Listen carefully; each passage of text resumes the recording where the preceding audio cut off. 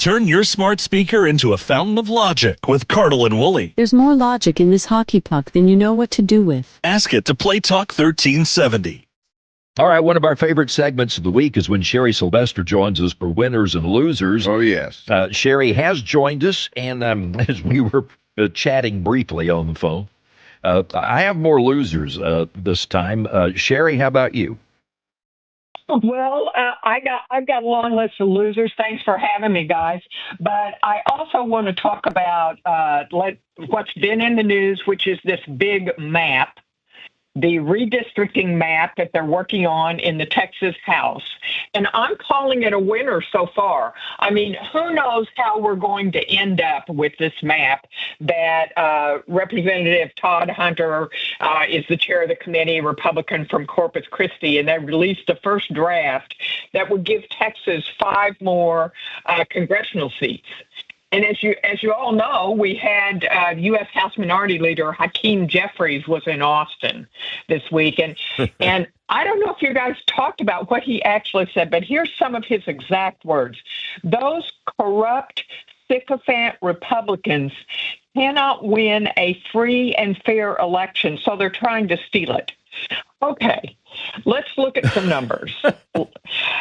Last year, Trump won 56.2% of the vote in Texas. He beat Kamala Harris by more than 1.5 million votes.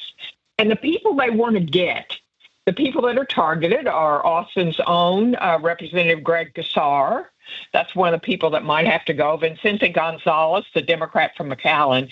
And then this might be reason alone to do it. U.S. Representative Al Green, the screaming guy with the cane that they had to carry out from Trump's first speech, he's one of the targets. But I just wanted to make sure you guys, I try to be the memory about these things, that when this happened, when this first shifted and the state went red in 2002, 2003, and Republicans went to court with a plan, I mean, they already outnumbered the Democrats, Republican registers outnumbered the Democrats by, again, almost 2 million people. And the Democrats went in and said, this isn't fair. It was reported that the judge laughed at the Texas Democrats because they had gerrymandered the state so unfairly for so long. So let's just make sure we've got this perspective here. So I'm making the map a winner. I'm making Austin a loser because I read the news this morning that your city council wants to raise property taxes 21%. Can you believe it? So just amazing. So that's where I'm starting off is the map and city council. All right, Sherry, because of what you just said, I have drawn a line through Hakeem Jeffries on my losers list. But I do want to mention that his, I guess, brother in leftism, Cory Booker, is also on my loser list, who also railed on the Senate floor much the same way that Hakeem Jeffries does. Never an idea, just always railing against the other side. It's just incredible. And they, again, no perspective. No perspective. I mean, gerrymandering is as old as the country. We've always gerrymandered. Gerrymandering named after Andrew Gerry, who was, friends with George Washington. I mean, it's been around for a very long time. Yeah, it's a portmanteau of his last name and salamander. Absolutely. And the Democrats, of course, that's what they've done in New York, and they may be in trouble there. So it's going to be interesting to see what happens with all this. Okay, let me jump in here, Sherry and Lynn. I'm going to start out with my big winner of the week is the Donald Trump and the Republican Party. Donald Trump secured another major international trade deal.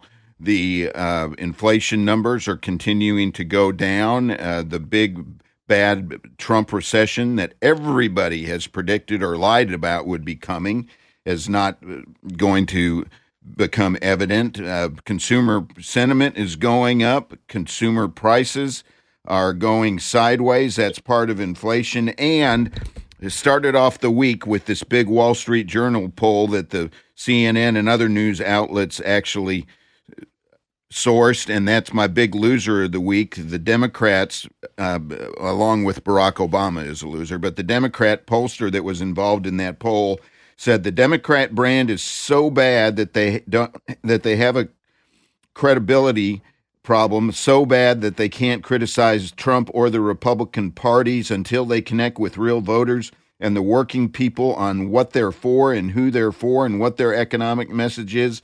They're going to have problems. And then I got to add in Barack Obama, James Clapper, and James Comey and John Brennan are the big losers. Another tranche came out yesterday of these burn bags of all things in the basement of the FBI. I think this is just getting started, and they don't have any idea what's about to hit them. This Trump administration is serious. They're competent, and their evidence is breaking out all over. This is going to be one of the biggest travesties in American history. All right, I want to try something on Sherry in the way of a winner and see what she thinks. I have put Senator Charles Perry from Lubbock as my biggest winner of the week for coming back with the total ban on THC. It was not a good week for vape shops and for gas stations, and I believe it was Charles Perry that said, well, when I'm getting my medicine, I really don't go to a gas station to get it. Mm-hmm. And I think that I am with him. I am with Dan Patrick on this as well. This THC is not good for our kids. It's not good for our adults. It's not good for anybody except the people that are pushing this stuff. And it's about time that we stood up and did what a government is supposed to do, and that is protect the people. And so Senator Perry is my big winner of the week.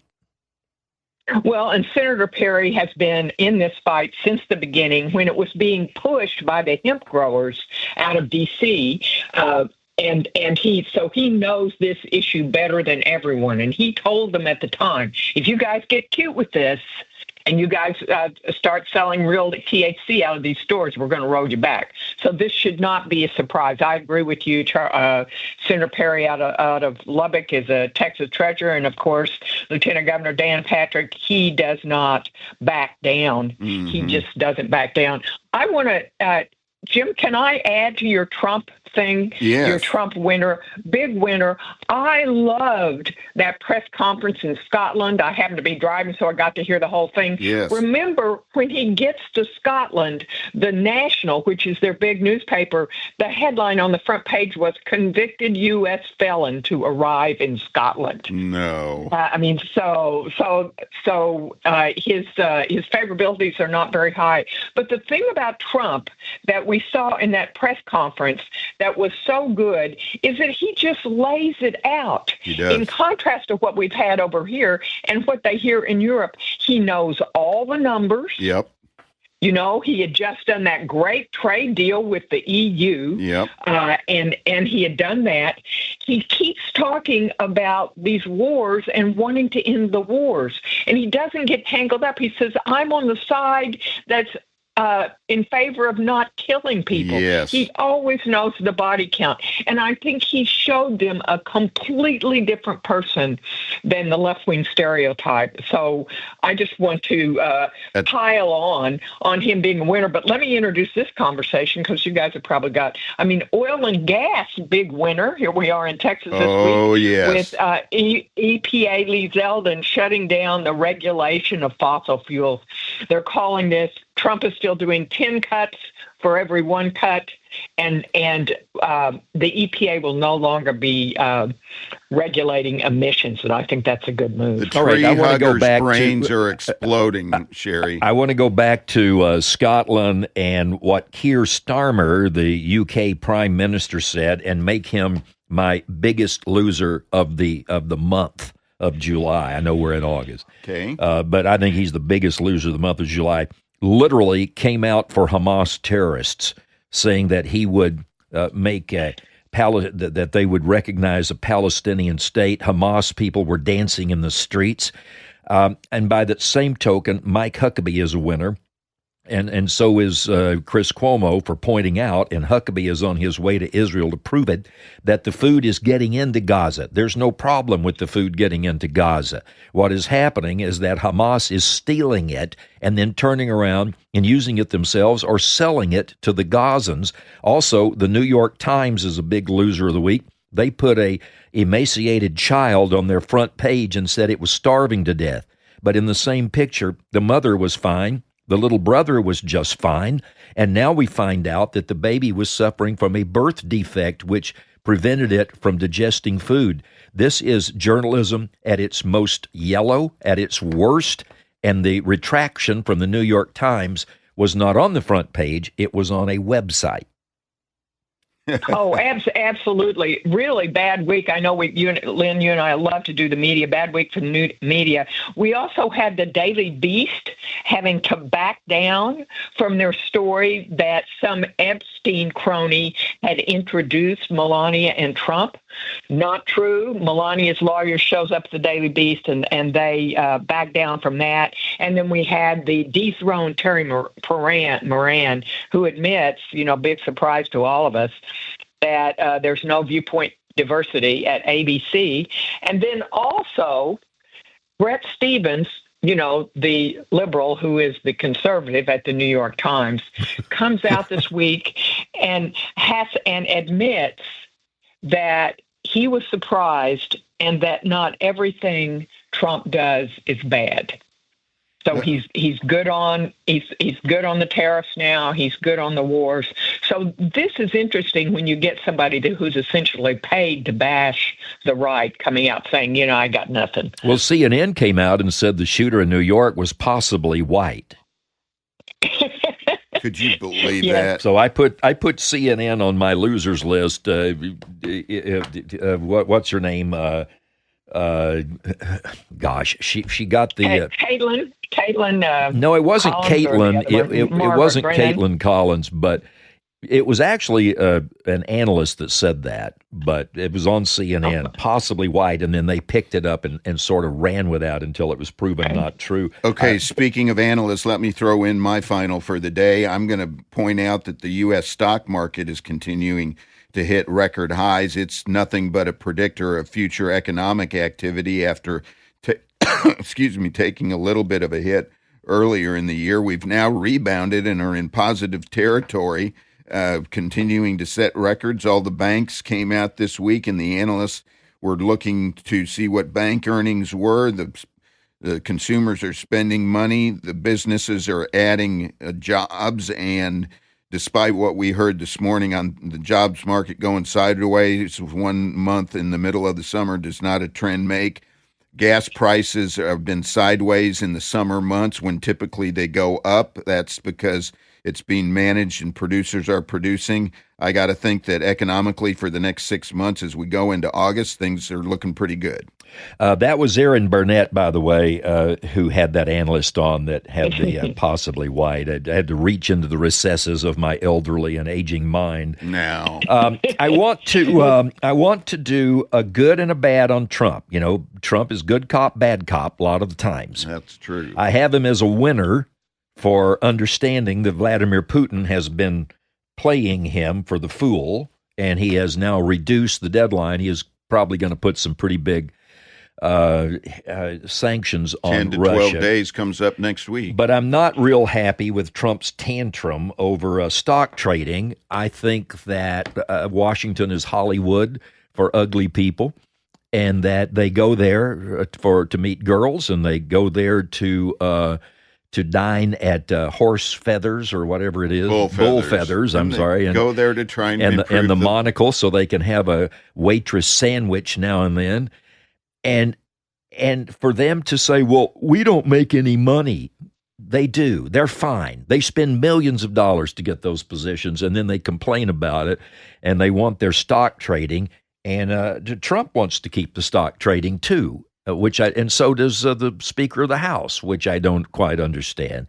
But anyway, there's that. And then my other big loser is T.C. Broadnax, who is the city manager of Austin, who put quite a lot of money on his credit card on a day-to-day basis, buying really nice lunches and charging it to the city of Austin while he's making just under $500,000 salary.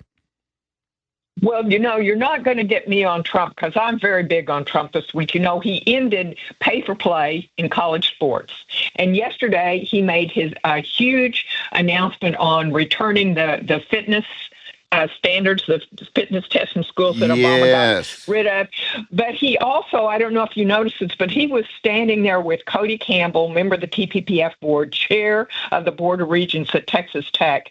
And he has started Cody's going to lead up a plan to end the trading of what Trump said, trading football players like playing cards, making sure that our Title IX women players are maintained, making sure that we keep the Olympic pipeline of athletes in the U.S. 60% of the athletes in the Olympics are from American universities. So I'm very big on Trump this week. But you guys see the city of Seattle's trying to outlaw the Blue Angels?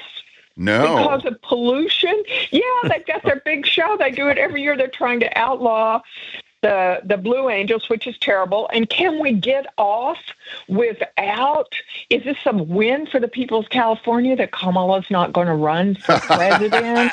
Well, I was going to say it was a big win for governor. Stephen Colbert had her on last night. I mean, two losers. Oh, my gosh.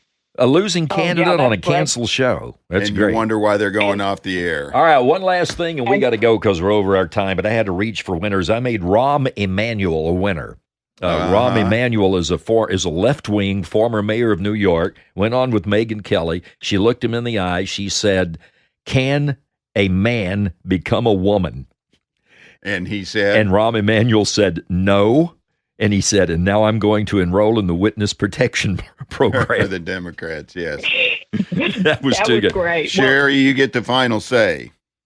Okay, well, my final loser, we got some new data. U-Haul always shows that where people are moving out of California, we learned that 2 million people moved out of New York and New Jersey because of taxes.